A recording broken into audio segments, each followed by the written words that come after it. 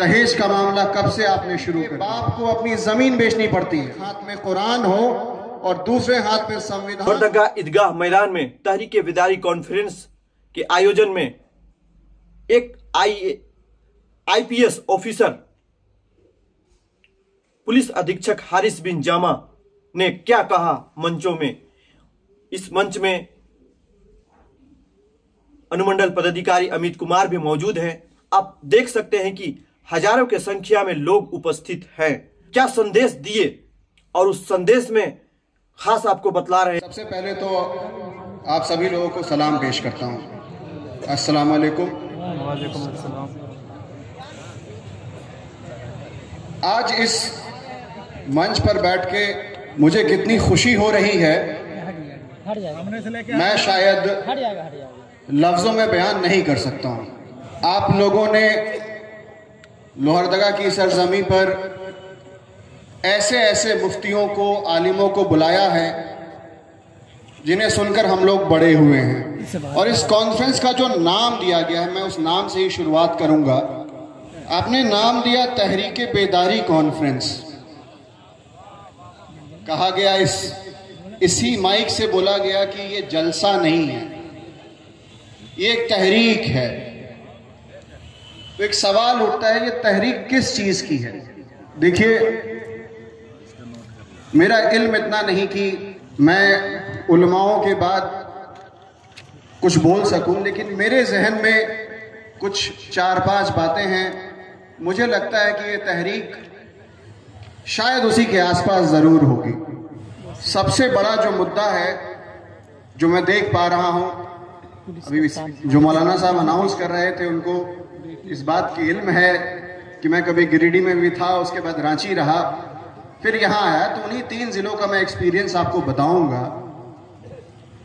कई बार हमने ऐसे देखा, तकरीबन हर रोज ये देखने को मिलता है कि शादी ब्याह के मसले पुलिस थाने तक पहुंच जाते हैं।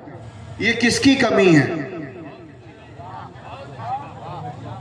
मैं आप सभी लोगों से ये सवाल करता हूं, ये दहेज का मामला कब से आपने शुरू कर दिया? आप लोगों ने निकाह को इतना मुश्किल क्यों बना दिया?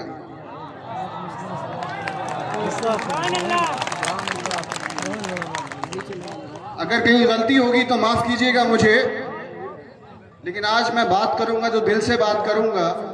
जब बार बार इस बात को कहा गया कि निकाह को आसान बनाओ, क्या आप सभी लोगों को मालूम है मस्जिदों में किनका निकाह होता है? सबसे बड़ी मिसाल किसकी है? मौलाए कायनात की। क्या उसको हम सभी लोगों ने भुला दिया? ऐसा क्यों हो जाता है कि निकाह करने के लिए, शादी करवाने के लिए एक लड़की के बाप को अपनी जमीन बेचनी पड़ती है? तो इस तहरीक में, इस तहरीक को हिस्सा आप लोग जरूर बनाइए। आज यहाँ पे जितने भी लोग मौजूद हैं, जो लोग हमारी आवाजों को सुन सकते हैं, क्योंकि वक्त ऐसा है कि चीजें रिकॉर्ड होती हैं, तो ये बार बार कई सालों तक चलती रहेंगी। आप सब लोगों को ये अहद लेना है कि मैं अपने खानदान में, अपने मोहल्लों में, अपने शहर में अगर कहीं ऐसी शादियां होती हैं तो हम लोग उन शादियों में नहीं जाएंगे। क्या मैं उम्मीद करूं कि ऐसा होगा? ये क्यों कहा गया कि आप निकाह में सादगी लाइए और वलीमे को थोड़े अपने हैसियत के एहतमाम से कीजिए? इसकी सबसे बड़ी वजह यह थी, जो मुझे मेरे वालिदैन ने बताया, कि कई दफ़ा ऐसा होता है कि मर्द निकाह कर लेते हैं लेकिन पता नहीं रहता कि निकाह किससे किया गया है। तो ये जो फैसला था, ये भी उस औरत के ही हक में था। तो पहला मसला तो मेरा ये है कि जो शादी ब्याह के मसले दहेज से जो लगे हुए हैं, जो हमारे पास आते हैं, कहीं ना कहीं इस सब में हम सब लोगों का फेलियर है। मेरा भी है, आपका भी है, पूरे समाज का है, पूरे इस जिले का है। इस जिले क्या, सभी जिलों की मैं बात कर रहा हूं। तो कहीं ना कहीं हम लोगों को बदलाव लाने की जरूरत है।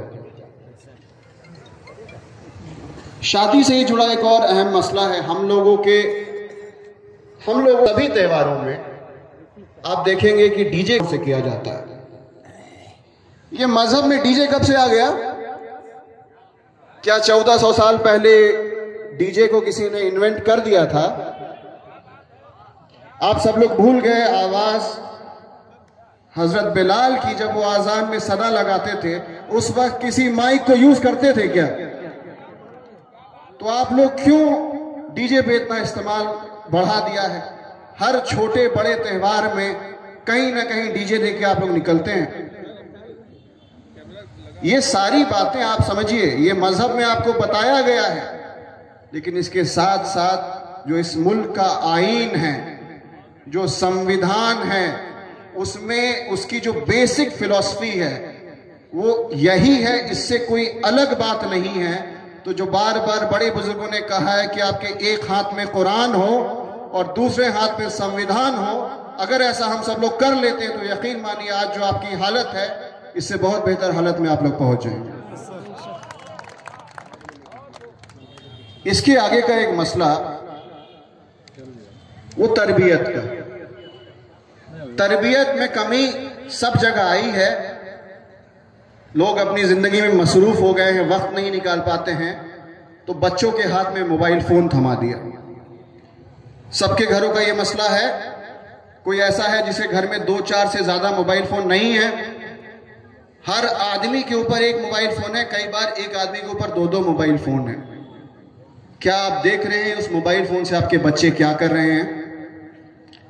कितने घर में ऐसे बाप हैं, क्योंकि यहां पे सारे मर्द मौजूद हैं, आप देख रहे हैं कि आपके घर के बच्चे बच्चियां उस मोबाइल फोन से रात के 10 बजे 12 बजे 1 बजे 2 बजे तक क्या काम कर रहे हैं? कितने लोग हैं यहां पे?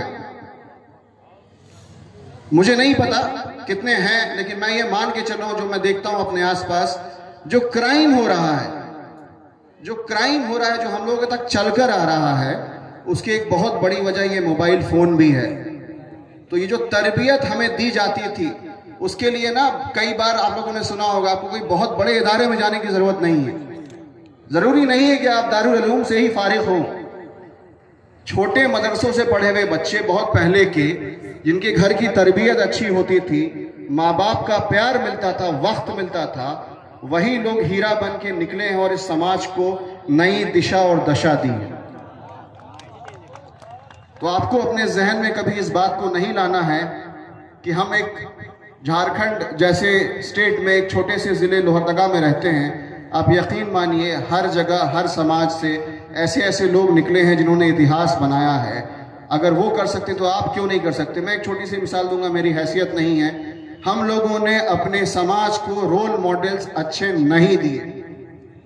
आप यकीन मानिए इस बात को, बहुत तकलीफ के साथ मैं कह रहा हूं, हमारे रोल मॉडल्स अगर अच्छे होते तो शायद स्थिति जो अभी है, जो सच्चर कमेटी की रिपोर्ट कह रही है, वैसी स्थिति नहीं होती। मैं इसी स्टेट का रहने वाला हूं। आबाई घर हमारा गुमला जिले में हुआ, हमारे बाप दादा वहीं दफन है। छोटा सा एग्जाम्पल दूंगा, अगर उस जिले का एक बच्चा पढ़ाई लिखाई कर कर IPS ऑफिसर बन सकता है, कंधे पे सितारे लगा सकता है, अशोक स्तंभ लेकर चल सकता है, तो आप क्यों नहीं कर सकते? तो दूसरा मसला जो है वो है एजुकेशन का।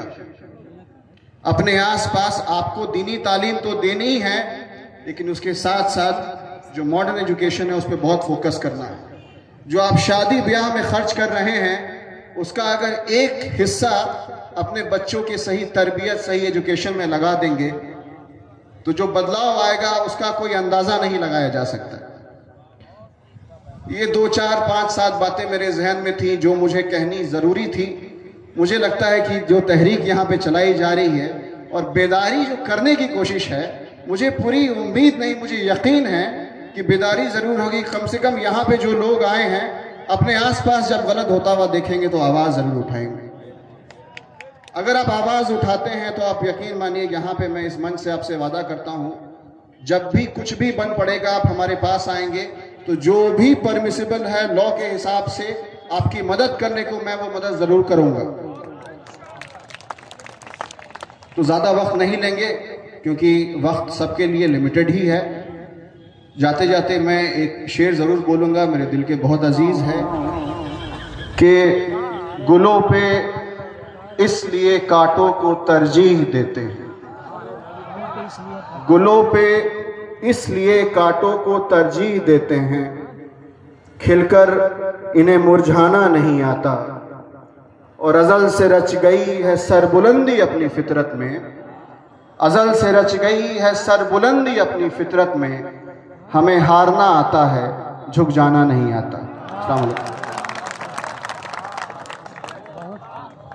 क्या बात है। सुभान अल्लाह।